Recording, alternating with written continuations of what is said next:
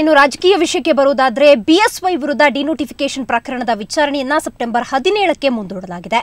ವಿಚಾರಣೆಗೆ ಖುದ್ದು ಹಾಜರಾಗುವಂತೆ ಯಡಿಯೂರಪ್ಪಗೆ ಲೋಕಾಯುಕ್ತ ಕೋರ್ಟ್ ಸೂಚನೆ ನೀಡಿದೆ.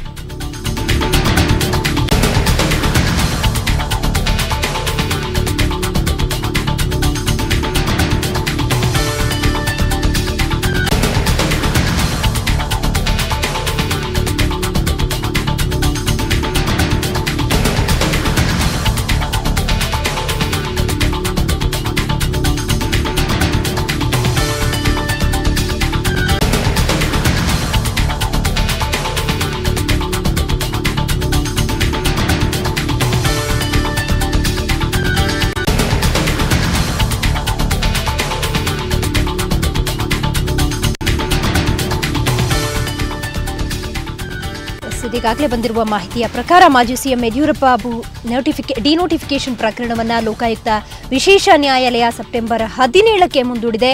ಇಂದು ವಿಚಾರಣೆಯನ್ನು ನಡೆಸಿದಂತಹ ಕೋರ್ಟ್ ಯಡಿಯೂರಪ್ಪ ಗೈರಾಗಿದ್ದನ್ನು ಪ್ರಶ್ನಿಸಿದೆ. ಅದಕ್ಕೆ ಸ್ಪಷ್ಟೀಕರಣವನ್ನು ನೀಡಿದಂತಹ ಯಡಿಯೂರಪ್ಪ ಪರ ವಕೀಲರು ಹೈಕಮಾಂಡ್ ಜೊತೆ ಸಭೆ ಇದ್ದ ಹಿನ್ನೆಲೆಯಲ್ಲಿ ಯಡಿಯೂರಪ್ಪ ಕೋರ್ಟ್ಗೆ ಹಾಜರಾಗಿಲ್ಲ ಅಂತ ಹೇಳಿದ್ದಾರೆ. ಅದರ ಜೊತೆಗೆ ಮುಂದಿನ ವಿಚಾರಣೆಗೆ ಯಡಿಯೂರಪ್ಪ ಖುದ್ದಾಗಿ ಕಡ್ಡಾಯವಾಗಿ ಹಾಜರಾಗಬೇಕು ಅಂತ ನ್ಯಾಯಮೂರ್ತಿ ಸುಧೀಂದ್ರ ರಾವ್ ಸೂಚನೆಯನ್ನ ನೀಡಿದ್ದಾರೆ.